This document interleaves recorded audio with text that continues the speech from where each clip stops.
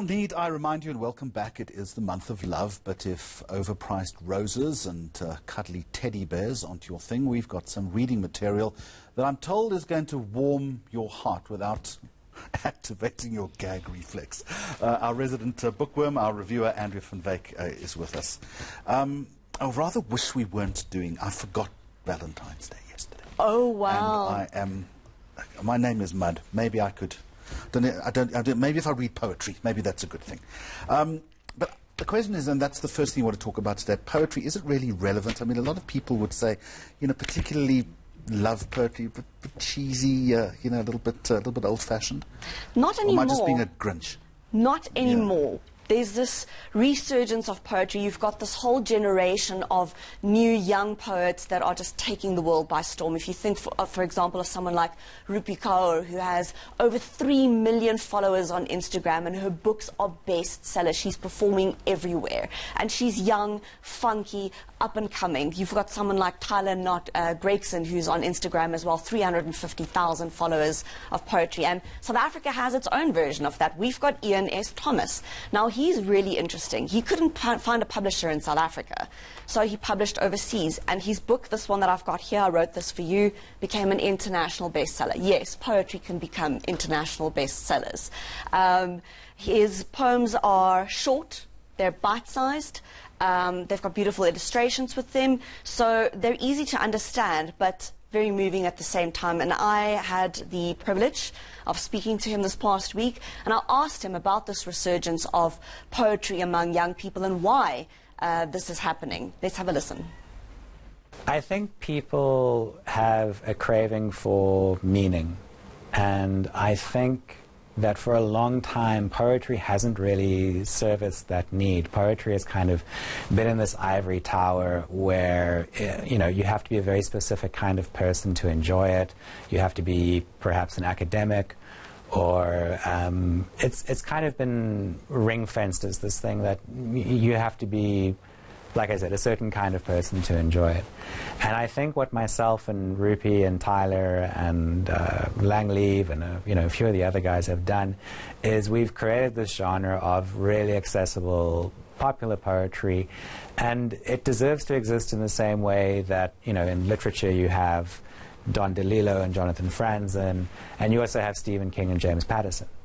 And, you know, I always say I write poetry for the everyday person, you know, the person who's works 2 different jobs and needs something next to their cash register to inspire them, or the kid in high school who's going through a rough time that wants to put something in their locker. And those people deserve meaning, and I try every day to create something that will give them that.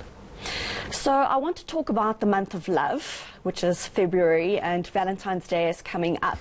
Not all of your poems are about love, but there are many that are about love. I want to talk about how do you write about love so that it doesn't become cheesy and so that it doesn't become cheap? I think the thing is, when you're writing about love, especially if you're writing for someone specifically, and I think all good writing does address a specific person, is you have to recognize that person in the writing itself. And I think that's what we ultimately want from a partner, from somebody who loves us, is somebody to recognize us and somebody to see us. And so when you sit down to write, you have to really do the work of reflecting on who they are and on the relationship and what they mean to you. And you have to ask yourself what the truth of them really is. If they make you whole, then say that they make you whole. If they make you want to be a better person, then tell them that.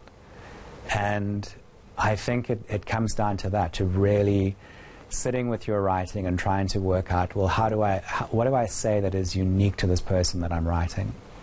And recognizing them through that. And some of your poems, not all of them are about romantic love. Some of them are also about self-love, aren't they? I've often said that, you know, my biggest collection of poetry is called I Wrote This For You, but ultimately, you know, I wrote a lot of it for myself. I've tried to step outside of myself and give myself the advice that I needed in different moments of my life. When I've faced challenges, or I've struggled with depression, or I've struggled with a relationship. And, you know, writing for me has always been a way to take an emotion out of my body and to put it down onto paper. And so, yes, it's a lot of it is about me just asking myself, what do I need to hear in that moment, and then writing that down. So, Andries van Wyk, he looks like a poet, which is a good thing. But just paging through the book, the illustrations are absolutely magnificent. But there is a beautiful spareness to his writing, but he gets straight to the heart of it. Absolutely. You're going to read something for us? Yes, so this is very short. It's just a couple of lines. It's called The Lipstick on the Window. And it goes, "The words I love you become nothing but noise. But that's why we kiss, to say with our lips what we couldn't before." Andrew, I lovely? didn't know you cared so much. Good, thank you.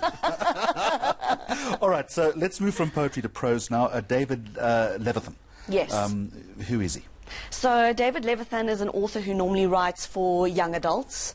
One of his books was actually turned into a movie a few years ago, Nick and Nora's Infinite Playlist, if I remember correctly, an indie flick that did really well. This book is called 19 Love Songs, and the stories and poems and illustrations are divided into what, instead of chapters, called tracks. So it's like a mixtape, but a literary mixtape. And these stories are really simple but really beautiful. So, for example, there's one about young love, about young unrequited love. So a teenage boy falls in love with another one and knows, for example, that this is never going to happen, but yet that crush develops into something really beautiful. There's another story about a mother who prepares this amazing Valentine's Day for her 8-year-old son, or two children who get caught in a snowstorm and the love that they develop for each other. So it's just really a stunning, stunning book. Heartwarming, not cheesy at all. It's not Mills and Boon that you're going to get from this book. It's just really lovely. All right, okay, fair enough. Next week you're going to do crime thrillers for us. Okay. All right. I did want to mention that Ian's got a new book out. It's called Every Word You Cannot Say, on its way to becoming a bestseller as well. So guys can look out for that. Okay, Month of Love. Now, people inevitably will end up at a bookshop today, or at least I hope they do. Run us through the top 10, if you can switch your iPad on. So, on this list, we've got 3 books that have the F word in them. So when I read them out, I will do the PG version and replace them by the word fudge. But the top 10, the same as last week. The first one is Grown Ups by Marianne Keyes. So Marianne Keyes always is a guaranteed into the top. Absolutely, absolutely. Okay. And I will be reviewing that book for you as well. And ditto with Robin Sharma at number 2. Absolutely, the 5 a.m. Club still there. Number 3, The Subtle Art of Not Giving a Fudge by Mark Manson.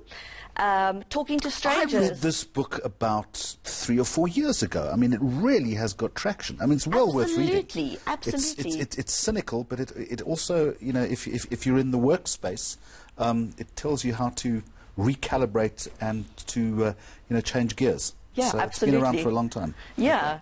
Okay. Talking to Strangers by Malcolm Gladwell at number 4. Yeah, this is the new one, eh? Yes, brand new one.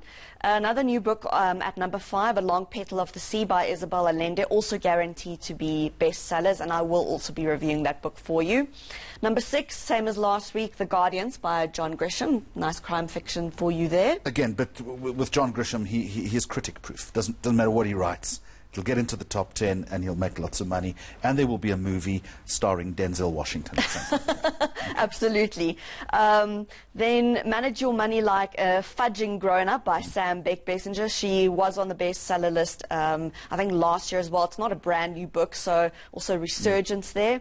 The Stellenbosch Mafia by Peter de Toy, which was a hit last year, back on the bestseller list. And it's well worth reading. It Absolutely. Really is. I mean, a fascinating insight into a section of South African society. It's well researched. Dion Meyer's there? Yes. The Last Hunt, his latest book. Still doing really well worth reading as well. And then number 10, Everything is Fudged, a book about hope by Mark Manson. So this is the sequel to The Subtle Art. See, It's all in the title, isn't it? It's all in the title. Okay. Andrea van Wyk, thank you. We'll talk to you next Saturday on the programme as we review more books. There we go, the top 10 according to Exclusive Books.